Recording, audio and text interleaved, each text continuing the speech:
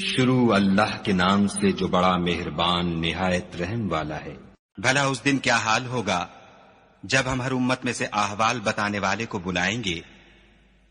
اور تم کو ان لوگوں کا حال بتانے کو گواہ طلب کریں گے۔ اس روز کافر اور پیغمبر کے نافرمان آرزو کریں گے کہ کاش ان کو زمین میں مدفون کر کے مٹی برابر کر دی جاتی، اور خدا سے کوئی بات چھپا نہیں سکیں گے۔ مومنو، جب تم نشے کی حالت میں ہو تو جب تک ان الفاظ کو جو منہ سے کہو سمجھنے نہ لگو نماز کے پاس نہ جاؤ، اور جنابت کی حالت میں بھی نماز کے پاس نہ جاؤ جب تک کہ غسل نہ کر لو۔ ہاں، اگر بحالت سفر رستے چلے جا رہے ہو اور پانی نہ ملنے کے سبب غسل نہ کر سکو تو تیمم کر کے نماز پڑھ لو، اور اگر تم بیمار ہو یا سفر میں ہو یا تم میں سے کوئی بیت الخلا سے ہو کر آیا ہو یا تم عورتوں سے ہم بستر ہوئے ہو اور تمہیں پانی نہ ملے تو پاک مٹی لو اور منہ اور ہاتھوں کا مسح کر کے تیمم کر لو، بے شک خدا معاف کرنے والا اور بخشنے والا ہے۔ بھلا تم نے ان لوگوں کو نہیں دیکھا جن کو کتاب سے حصہ دیا گیا تھا کہ وہ گمراہی کو خریدتے ہیں اور چاہتے ہیں کہ تم بھی رستے سے بھٹک جاؤ، اور خدا تمہارے دشمنوں سے خوب واقف ہے، اور خدا ہی کافی کارساز اور کافی مددگار ہے۔ اور یہ جو یہودی ہیں ان میں کچھ لوگ ایسے بھی ہیں کہ کلمات کو ان کے مقامات سے بدل دیتے ہیں اور کہتے ہیں کہ ہم نے سن لیا اور نہیں مانا، اور سنیے نہ سنوائے جاؤ، اور زبان کو مروڑ کر اور دین میں طعن کی راہ سے تم سے گفتگو کے وقت رائنا کہتے ہیں۔ اور اگر یوں کہتے کہ ہم نے سن لیا اور مان لیا اور صرف اسما اور رائنا کی جگہ انظر نہ کہتے تو ان کے حق میں بہتر ہوتا اور بات بھی بہت درست ہوتی، لیکن خدا نے ان کے کفر کے سبب ان پر لعنت کر رکھی ہے، تو یہ کچھ تھوڑے ہی ایمان لاتے ہیں۔ اے کتاب والو، قبل اس کے کہ ہم لوگوں کے منہوں کو بگاڑ کر ان کی پیٹھ کی طرف پھیر دیں یا ان پر اس طرح لعنت کریں جس طرح ہفتے والوں پر کی تھی، ہماری نازل فرمائی ہوئی کتاب پر جو تمہاری کتاب کی بھی تصدیق کرتی ہے ایمان لے آؤ، اور خدا نے جو حکم فرمایا سو سمجھ لو کہ ہو چکا۔ خدا اس گناہ کو نہیں بخشے گا کہ کسی کو اس کا شریک بنایا جائے، اور اس کے سوا اور گناہ جس کو چاہے معاف کر دے، اور جس نے خدا کا شریک مقرر کیا اس نے بڑا بہتان باندھا۔ کیا تم نے ان لوگوں کو نہیں دیکھا جو اپنے تئیں پاکیزہ کہتے ہیں؟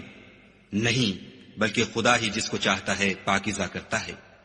اور ان پر دھاگے برابر بھی ظلم نہیں ہوگا۔ دیکھو یہ خدا پر کیسا جھوٹ طوفان باندھتے ہیں،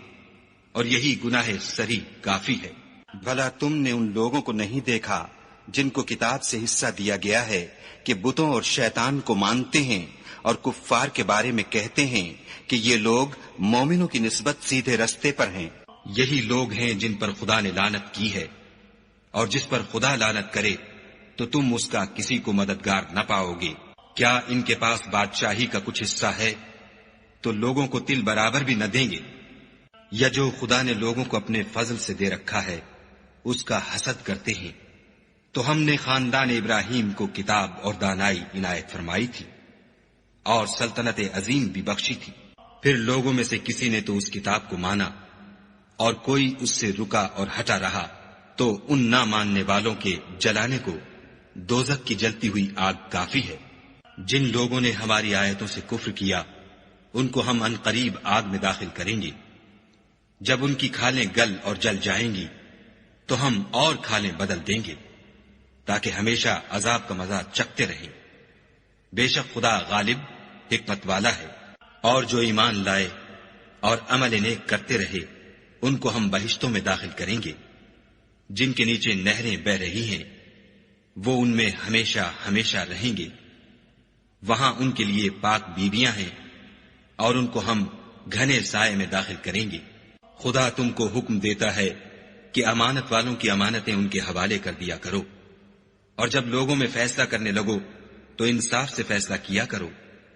خدا تمہیں بہت خوب نصیحت کرتا ہے،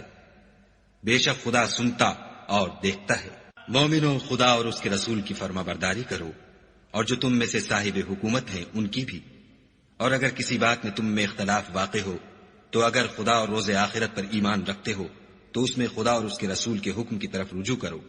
یہ بہت اچھی بات ہے اور اس کا معال بھی اچھا ہے۔ کیا تم نے ان لوگوں کو نہیں دیکھا جو دعویٰ تو یہ کرتے ہیں کہ جو کتاب تم پر نازل ہوئی اور جو کتابیں تم سے پہلے نازل ہوئیں ان سب پر ایمان رکھتے ہیں، اور چاہتے یہ ہیں کہ اپنا مقدمہ ایک سرکش کے پاس لے جا کر فیصل کرائیں، حالانکہ ان کو حکم دیا گیا تھا کہ اس سے اعتقاد نہ رکھیں، اور شیطان تو یہ چاہتا ہے کہ ان کو بہکا کر رستے سے دور ڈال دے۔